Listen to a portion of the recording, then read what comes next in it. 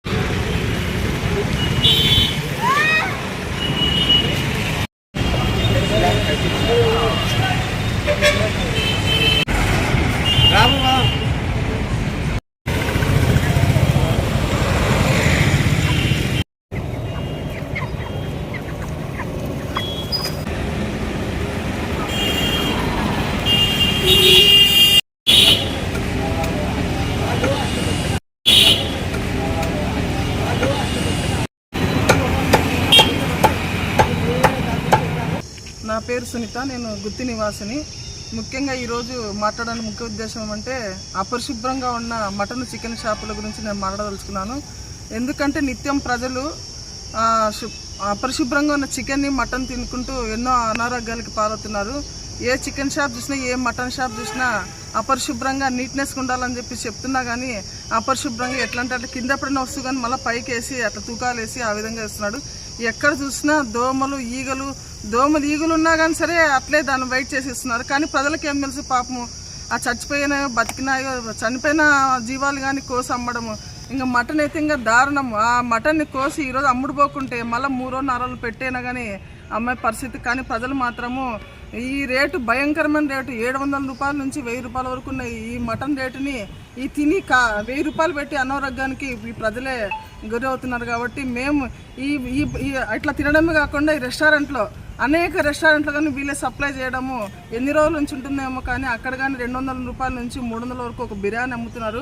ఆ బిర్యానీ తినడం వల్ల ఎన్నో అనారోగ్యాలు గురి అవుతున్నారు. కాబట్టి ఇది ఎన్నోసార్లు మున్సిపాలిటీకి తెలియజేసినా కానీ దీన్ని పట్టించుకోవడం లేదు. చూస్తున్నట్టుగా వాళ్ళకి ఏమన్నా వసూలు అందుతున్నాయో మాకైతే తెలియదు. కానీ ఇంత పబ్లిక్లో చూస్తున్నా ఒకసారి ఎన్నోసార్లు ప్రజలు చెప్పినా కానీ మీరు అనుకోకుండా వెళ్ళి కానీ పరీక్షించవచ్చు. చెప్పింది ప్రజలు చెప్తే నిజమా పదంగా పరీక్షించుకోకుండా ఈరోజు విచ్చలవిడిగా అమ్మకాలు జరుగుతున్నాయి. ప్రతి మటన్ షాపులో ప్రజలు ఎట్లా దోపిడీ చేస్తున్నారంటే ప్రతి ఒక్క తినేవాడిని దోపిడీ చేస్తున్నారు. ఈరోజు నీళ్లు కొట్టి కిలో మాంసము 1000 రూపాయలు కొంటే అక్కడ వచ్చేది 1/2 కిలోని ఆ బోన్స్ అవని చెప్పేసి మనకు వచ్చి ఇంటికెళ్ళి చూసి 1/2 కిలోని ఉంటుంది. ఇలా విచ్చలవిడితనము దోపిడీ. అదేవిధంగా ఈ చెత్తనంతా ఇదంతా మాంసము ఇవన్నీ వేస్టేజ్ అంతా ఎక్కడ చల్లుతున్నారు? అక్కడ గుంటక రోడ్లో అక్కడ వెళ్తే అటు సైడ్ ఎవరు వెళ్ళినా విపరీతమైన వాసన. అక్కడ కానీ చుట్టుపక్కల ప్రజలు ఉన్నా కానీ ఆ ప్రజలకి ఎంత పాము వాసన అంటే ఒకరోజు అది మేము అట్ట పోతేనే తట్టుకోలేని పరిస్థితి. కానీ అక్కడ నివాసం ఉన్న ప్రజలు ఎట్లుంటున్నారో మాకు తెలియదు. కానీ దీనిపైన ఖచ్చితంగా మున్సిపాలిటీ స్పందించుకుంటే మేము ఖచ్చితంగా జిల్లా అధికారులకు తెలియజేస్తాము, ఎస్పీ గారికి కానీ తెలియజేస్తాము. ఇక్కడ అరాచకాలని వెంటనే చూసి ఇక్కడ ఖండించాలా. ఇప్పటి నుంచైనా ఇక్కడ మేల్కొని, లేదంటే అలాంటి చేయకుంటే మాత్రం వాళ్ళకంతా రద్దు చేసి ఆ షాప్ని సీజ్ చేసి మంచి నాణ్యత కలిగిన చికెన్ కానీ మటన్ ఇచ్చి ఈ ప్రజల ఆరోగ్యాన్ని కాపాడుకోవాల్సిన బాధ్యత మనపైన ఉంది. కాబట్టి ప్రభుత్వము ఈ మున్సిపాలిటీ వాళ్ళు ఖచ్చితంగా చర్య తీసుకుంటారని నేను ఆశిస్తున్నాను. నా పేరు లాలెప్ప. ఇక్కడ చికెన్ అమ్మేవాళ్ళు, మటన్ అమ్మేవాళ్ళు నీళ్లు కొట్టి కేజీల ప్రకారంగా కిలోని 1/2 కిలోగా వస్తుంది. 2 కిలోలు తీసుకుంటే 1 కిలో పావు వస్తుంది. నీళ్లు కొట్టి అమ్మే దాని నుంచి ప్రజలు చాలా ఇబ్బందులు పడుతుంటారు. వాళ్ళు చచ్చిందా బతికిందా, ఈ కోడి ఎట్లుంది అనేది చూడుకోకుండా, ఈ మున్సిపల్ వాళ్ళు కూడా పట్టించుకోకుండా వాళ్ళ ఆధీనంలో నుంచి వాళ్ళ పర్మిషన్తో నుంచి దాని బతికిన దానిని తీసుకొని పోయి వాళ్ళ ఎదురుగా జవా చేసి నాణ్యమైన మాంసాన్ని అమ్మితే బాగుంటుందని మా కోరిక. అందులో చికెను కోళ్ళు కోసినప్పుడు దాన్ని ఈకలు తీసుకొని పోయి ఎక్కడో దూరంగా పారేయకోకుండా ఊరి లోపలే పారేసుకుంటూ జనాలంతా అనారోగ్యానికి గురవుతుంటారు. అక్కడ ఉండే వాళ్ళంతా నివాసం ఉండే వాళ్ళంతా చాలా అనారోగ్యాలకు గురవుతుంటారు. కాబట్టి దీని మీద యాక్షన్ తీసుకొని చర్య తీసుకోవాలని కోరుకుంటూ, మటన్ కోసే వాళ్ళ దగ్గర, చికెన్ కోసే వాళ్ళ దగ్గర దోమలు, ఈగలు నానా ఆడ చాలా గలీజ్ ఉన్నా కూడా వాళ్ళు మటన్ కోస్తూ ఆ దోమలు, ఈగలు వాళ్తుంటాయి.